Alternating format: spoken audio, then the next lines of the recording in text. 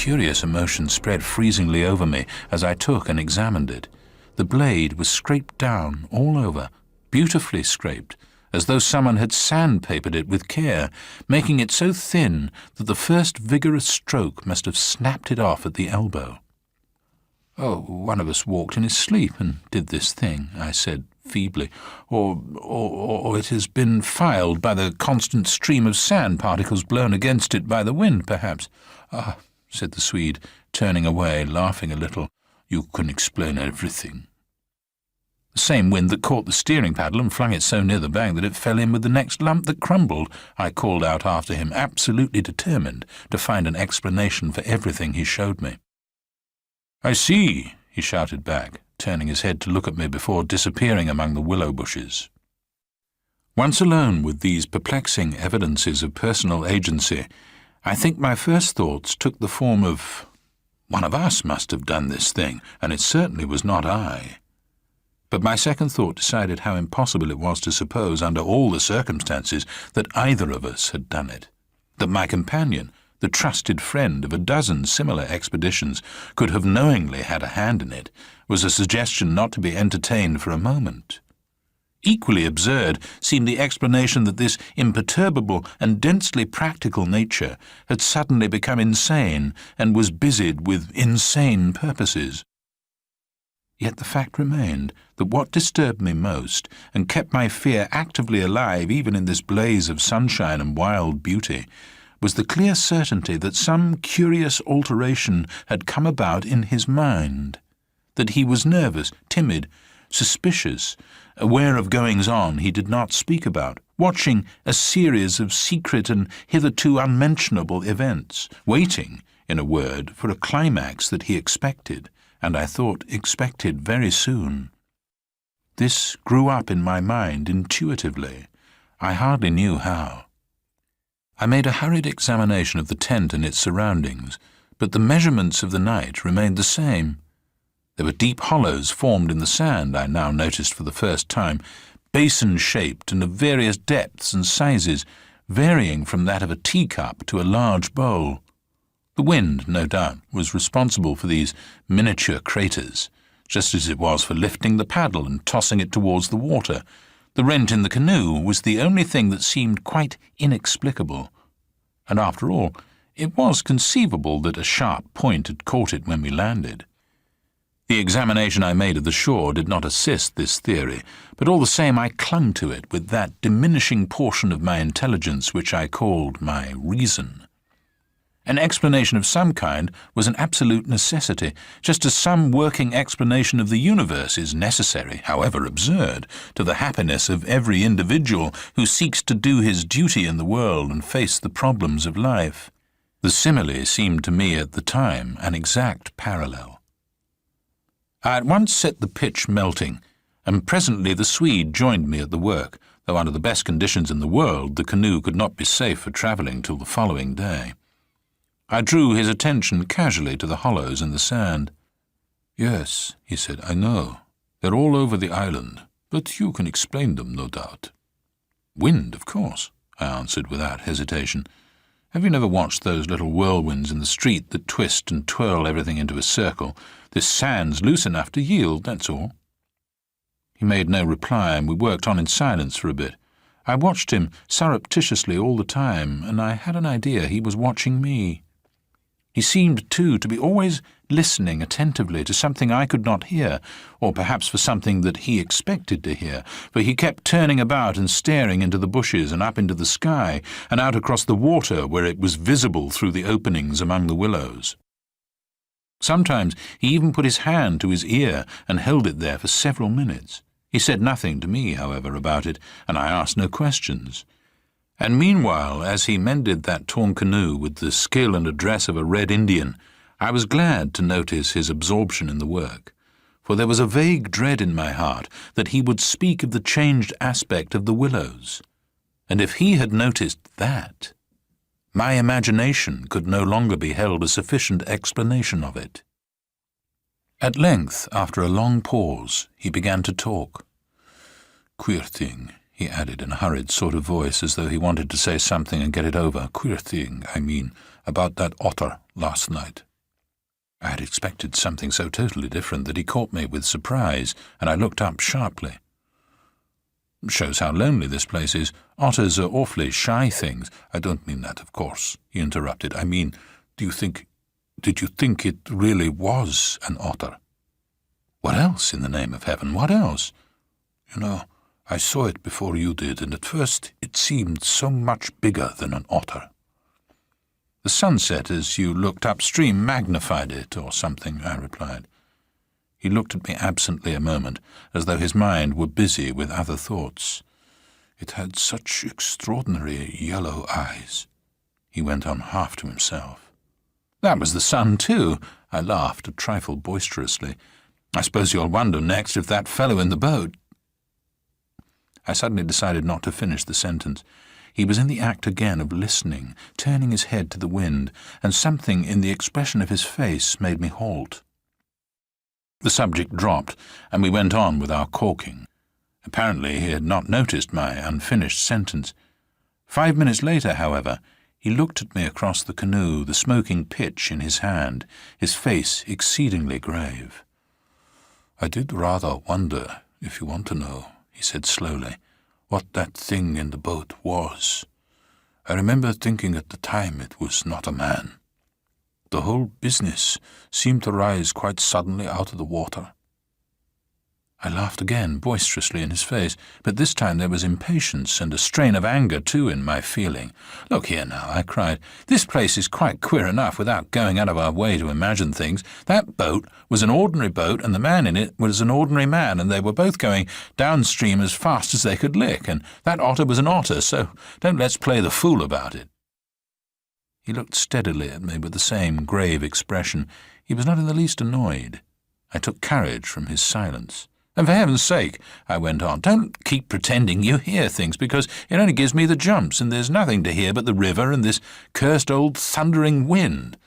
"You fool," he answered, in a low, shocked voice, "you utter fool. That's just the way all victims talk, as if you didn't understand just as well as I do." He sneered, with scorn in his voice and a sort of resignation.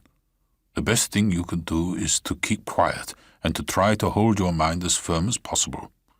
This feeble attempt at self-deception only makes the truth harder when you're forced to meet it."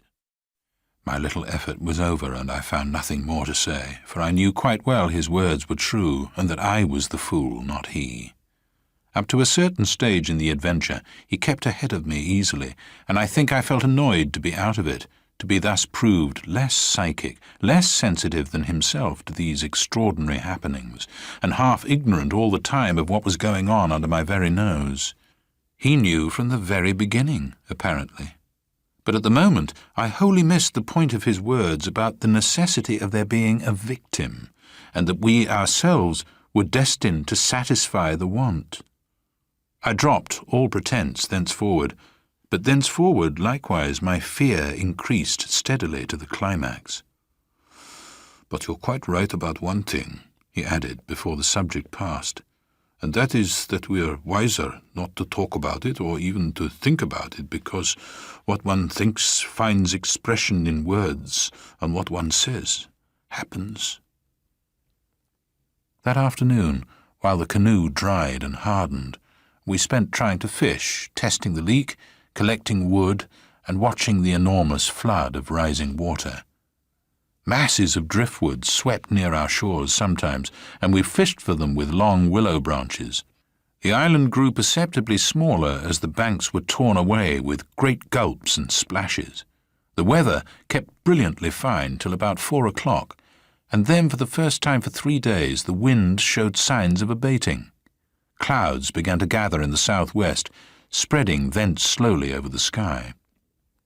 This lessening of the wind came as a great relief, for the incessant roaring, banging, and thundering had irritated our nerves, yet the silence that came about 5 o'clock with its sudden cessation was in a manner quite as oppressive. The booming of the river had everything in its own way then. It filled the air with deep murmurs, more musical than the wind noises, but infinitely more monotonous.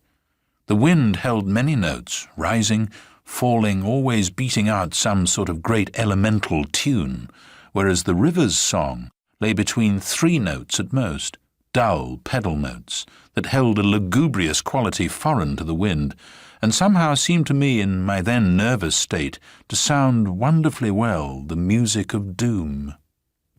It was extraordinary, too, how the withdrawal suddenly of bright sunlight took everything out of the landscape that made for cheerfulness. And since this particular landscape had already managed to convey the suggestion of something sinister, the change, of course, was all the more unwelcome and noticeable. For me, I know, the darkening outlook became distinctly more alarming, and I found myself more than once calculating how soon after sunset the full moon would get up in the east, and whether the gathering clouds would greatly interfere with her lighting of the little island. With this general hush of the wind, though it still indulged in occasional brief gusts, the river seemed to me to grow blacker, the willows to stand more densely together. The latter, too, kept up a sort of independent movement of their own, rustling among themselves when no wind stirred, and shaking oddly from the roots upwards. When common objects in this way become charged with the suggestion of horror, they stimulate the imagination far more than things of unusual appearance. And these bushes, crowding huddled about us, assumed for me in the darkness a bizarre grotesquerie of appearance that lent to them somehow the aspect of purposeful and living creatures. Their very ordinariness, I felt, masked what was malignant and hostile to us. The forces of the region drew nearer with the coming of night. They were focusing upon our island, and more particularly upon ourselves. For thus, somehow, in the terms of the imagination, did my really indescribable sensations in this extraordinary place present themselves. I had slept a good deal in the early afternoon, and had thus recovered somewhat from the exhaustion of a disturbed night, but this only served apparently to render me more susceptible than before to the obsessing spell of the haunting. I fought against it, laughing at my feelings as absurd and childish, with very obvious physiological explanations, yet, in spite of every effort, they gained in strength upon me, so that I dreaded the night as a child lost in a forest must dread the approach of darkness. The canoe we had carefully covered with a waterproof sheet during the day, and the one remaining paddle had been securely tied by the Swede to the base of a tree, lest the wind should rob us of that too. From 5 o'clock onwards, I busied myself with the stew pot and preparations for dinner, it being my turn to cook that night. We had potatoes, onions, bits of bacon fat to add flavour, and a general thick residue from former stews at the bottom of the pot. With black bread broken up into it, the result was most excellent, and it was followed by a stew of plums with sugar and a brew of strong tea with dried milk. A good pile of wood lay close at hand, and the absence of wind made my duties easy. My companion sat lazily watching me, dividing his attentions between cleaning his pipe and giving useless advice, an admitted privilege of the off-duty man. He had been very quiet all the afternoon, engaged in re-caulking the canoe, strengthening the tent ropes, and fishing for driftwood while I slept. No more talk about undesirable things had passed between us, and I think his only remarks had to do with the gradual destruction of the island, which he declared was not fully a third smaller than when we first landed. The pot had just begun to bubble when I heard his voice calling to me from the bank, where he had wandered away without my noticing. I ran up. "Come and listen," he said, "and see what you make of it." He held his hand cup-wise to his ear, as so often before. "Now do you hear anything?" he asked, watching me curiously. We stood there, listening attentively together. At first I heard only the deep note of the water and the hissings rising from its turbulent surface. The willows, for once, were motionless and silent. Then a sound began to reach my ears faintly, a peculiar sound, something like the humming of a distant gong. It seemed to come across to us in the darkness from the waste of swamps and willows opposite. It was repeated at regular intervals, but it was certainly neither the sound of a bell nor the hooting of a distant steamer. I can liken it to nothing so much as to the sound of an immense gong, suspended far up in the sky, repeating incessantly its muffled metallic note, soft and musical, as it was repeatedly struck. My heart quickened as I listened. "I've heard it all day," said my companion. "While you slept this afternoon, it came all round the island. I hunted it down, but could never get near enough to see, to localize it correctly. Sometimes it was overhead, and sometimes it seemed under the water. Once or twice, too, I could have sworn it was not outside at all, but within myself, you know, the way a sound in the fourth dimension is supposed to come." I was too much puzzled to pay much attention to his words. I listened carefully, striving to associate it with any known familiar sound I could think of, but without success. It changed in the direction, too, coming nearer and then sinking utterly away into remote distance. I cannot say that it was ominous in quality, because to me it seemed distinctly musical. Yet I must admit it set going a distressing feeling that made me wish I had never heard it. "The wind blowing in those sand funnels," I said, determined to find an explanation. "Or the bushes rubbing together after the storm, perhaps." "It comes off the whole swamp," my friend answered. "It comes from everywhere at once." He ignored my explanations. "It comes from the willow bushes somehow." "But now the wind has dropped," I objected. "The willows can hardly make a noise by themselves, can they?" His answer frightened me, first because I had dreaded it, and secondly because I knew intuitively it was true. "It is because the wind has dropped we now hear it. It was drowned before. It is the cry, I believe, of the—" I dashed back to my fire, warned by the sound of bubbling that the stew was in danger, but determined at the same time to escape further conversation. I was resolute, if possible, to avoid the exchanging of views. I dreaded, too, that he would begin about the gods or the elemental forces or something else disquieting, and I wanted to keep myself well in hand for what might happen later. There was another night to be faced before we escaped from this distressing place, and there was no knowing yet what it might bring forth. "Come and cut up bread for the pot," I called to him, vigorously stirring the appetizing mixture. That stew pot held sanity for us both, and the thought made me laugh. He came over slowly and took the provision sack from the tree, fumbling in its mysterious depths, and then emptying the entire contents upon the ground sheet at his feet. "Hurry up," I cried, "it's boiling." The Swede burst out into a roar of laughter that startled me. It was forced laughter, not artificial exactly, but mirthless. "There's nothing here," he shouted, holding his sides. "Bread, I mean." "It's gone. There is no bread. They've taken it." I dropped the long spoon and ran up. Everything the sack had contained lay upon the ground sheet, but there was no loaf. The whole dead weight of my growing fear fell upon me and shook me. Then I burst out laughing too. It was the only thing to do, and the sound of my laughter also made me understand his. The stain of psychical pressure caused it, this explosion of unnatural laughter in both of us.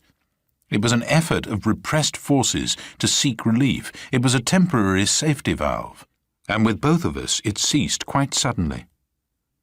"How criminally stupid of me," I cried, still determined to be consistent and find an explanation. "I clean forgot to buy a loaf at Pressburg. That chattering woman put everything out of my head, and I must have left it lying on the counter, or—" "The oatmeal, too, is much less than it was this morning," the Swede interrupted. Why in the world need he draw attention to it? I thought angrily. "Oh, there's enough for tomorrow," I said, stirring vigorously, "and we can get lots more at Comorn or Gran. In 24 hours we shall be miles from here." "I hope so, to God," he muttered, putting the things back into the sack. "Unless we're claimed first as victims for the sacrifice," he added with a foolish laugh. He dragged the sack into the tent, for safety's sake, I suppose, and I heard him mumbling to himself, but so indistinctly that it seemed quite natural for me to ignore his words. Our meal was beyond question a gloomy one, and we ate it almost in silence, avoiding one another's eyes and keeping the fire bright. Then we washed up and prepared for the night, and, once smoking, our minds unoccupied with any definite duties, the apprehension I had felt all day long became more and more acute. It was not then active fear, I think, but the very vagueness of its origin distressed me far more than if I had been able to tick it and face it squarely. The curious sound I have likened to the note of a gong became now almost incessant, and filled the stillness of the night with a faint, continuous ringing rather than a series of distinct notes. At one time it was behind, and at another time in front of us. Sometimes I fancied it came from the bushes on our left, then again from the clumps on our right. More often it hovered directly overhead like the whirring of wings. It was really everywhere at once, behind, in front, at our sides and over our heads, completely surrounding us. The sound really defies description, but nothing within my knowledge is like that ceaseless muffled humming rising off the deserted world of swamps and willows. We sat smoking in comparative silence, the strain growing every minute greater. The worst feature of the situation seemed to me that we did not know what to expect, and could therefore make no sort of preparation by way of defence. We could anticipate nothing. My explanations made in the sunshine, moreover, now came to haunt me with their foolish and wholly unsatisfactory nature, and it was more and more clear to us that some kind of plain talk with my companion was inevitable, whether I liked it or not. After all, we had to spend the night together and to sleep in the same tent side by side. I saw that I could not get along much longer without the support of his mind, and for that, of course, plain talk was imperative. As long as possible, however, I postponed this little climax and tried to ignore or laugh at the occasional sentences he flung into the emptiness. Some of these sentences, moreover, were confoundedly disquieting to me, coming as they did to corroborate much that I felt myself. Corroboration, too, which made it so much more convincing, from a totally different point of view. He composed such curious sentences, and hurled them at me in such an inconsequential sort of way, as though his main line of thought was secret to himself, and these fragments were mere bits he found it impossible to digest. He got rid of them by uttering them. Speech relieved him. It was like being sick. There are things about us, I'm sure, that make for disorder, disintegration, destruction, our destruction, he said once, while the fire blazed between us. We've strayed out of a safe line somewhere. And another time, when the gong sounds had come nearer, ringing much louder than before and directly over our heads, he said, as though talking to himself, I don't think a gramophone would show any record of that. The sound doesn't come to me by the ears at all. The vibrations reach me in another manner altogether and seem to be within me, which is precisely how a fourth-dimensional sound might be supposed to make itself heard. I purposely made no reply to this, but I sat up a little closer to the fire and peered about me into the darkness. The clouds were massed all over the sky, and no trace of moonlight came through. Very still, too, everything was, so that the river and the frogs had things all their own way. It has that about it, he went on, which is utterly out of common experience. It is unknown. Only one thing describes it, really. It is a non-human sound. I mean, a sound outside humanity. Having rid himself of this indigestible morsel, he lay quiet for a time, but he had so admirably expressed my own feeling that it was a relief to have the thought out, and to have confined it by the limitation of words from dangerous wandering to and fro in the mind. The solitude of that Danube camping place, can I ever forget it? The feeling of being utterly alone on an empty planet. My thoughts ran incessantly upon cities and the haunts of men. I would have given my soul, as the saying is, for the feel of those Bavarian villages we had passed through by the score, for the normal human commonplaces, peasants drinking beer, tables beneath the trees, hot sunshine, and a ruined castle on the rocks behind the red-roofed church. Even the tourists would have been welcome. Yet what I felt of dread was no ordinary ghostly fear. It was infinitely greater, stranger, and seemed to arise from some dim ancestral sense of terror more profoundly disturbing than anything I had known or dreamed of. We had strayed, as the Swede put it, into some region or some set of conditions where the risks were great, yet unintelligible to us, where the frontiers of some unknown world lay close about us. It was a spot held by the dwellers in some outer space, a sort of peephole whence they could spy upon the earth, themselves unseen, a point where the veil between had worn a little thin. As the final result of too long a sojourn here, we should be carried over the border and deprived of what we called our lives, yet by mental, not physical processes. In that sense, as he said, we should be the victims of our adventure, a sacrifice. It took us in different fashion, each according to the measure of his sensitiveness and powers of resistance. I translated it vaguely into a personification of the mightily disturbed elements, investing them with the horror of a deliberate and malefic purpose, resentful of our audacious intrusion into their breeding place, whereas my friend threw it into the unoriginal form at first of a trespass on some ancient shrine, some place where the old gods still held sway, where the emotional forces of former worshippers still clung, and the ancestral portion of him yielded to the old pagan spell. At any rate, here was a place unpolluted by men, kept clean by the winds from coarsening human influences, a place where spiritual agencies were within reach and aggressive. Never, before or since, have I been so attacked by indescribable suggestions of a beyond region, of another scheme of life, another revolution not parallel to the human. And in the end, our minds would succumb under the weight of the awful spell, and we should be drawn across the frontier into their world. Small things testified to the amazing influence of the place, and now, in the silence round the fire, they allowed themselves to be noted by the mind. The very atmosphere had proved itself a magnifying medium to distort every indication. The otter rolling in the current, the hurrying boatman making signs, the shifting willows, one and all had been robbed of its natural character and revealed in something of its other aspect, as it existed across the border to that other region. And this changed aspect, I felt, was now not merely to me, but to the race. The whole experience, whose verge we touched, was unknown to humanity at all. It was a new order of experience, and in the true sense of the word, unearthly. It's the deliberate, calculating purpose that reduces one's courage to zero, the Swede said suddenly, as if he had been actually following my thoughts. Otherwise, imagination might count for much. But the paddle, the canoe, the lessening food— Haven't I explained all that once? I interrupted viciously. You have, he answered dryly. You have indeed. He made other remarks, too, as usual, about what he called the plain determination to provide a victim.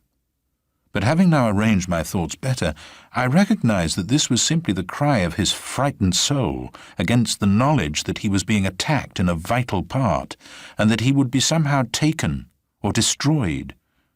The situation called for a courage and calmness of reasoning that neither of us could compass, and I have never before been so clearly conscious of two persons in me, the one that explained everything, and the other that laughed at such foolish explanations, yet was horribly afraid. Meanwhile, in the pitchy night, the fire died down and the woodpile grew small. Neither of us moved to replenish the stock, and the darkness consequently came up very close to our faces. A few feet beyond the circle of firelight, it was inky black. Occasionally a stray puff of wind set the willows shivering about us, but apart from this not very welcome sound, a deep and depressing silence reigned, broken only by the gurgling of the river and the humming in the air overhead. We both missed, I think, the shouting company of the winds. At length, at a moment when a stray puff prolonged itself as though the wind were about to rise again, I reached the point for me of saturation, the point where it was absolutely necessary to find relief in plain speech, or else to betray myself by some hysterical extravagance that must have been far worse in its effect upon both of us. I kicked the fire into a blaze and turned to my companion abruptly. He looked up with a start.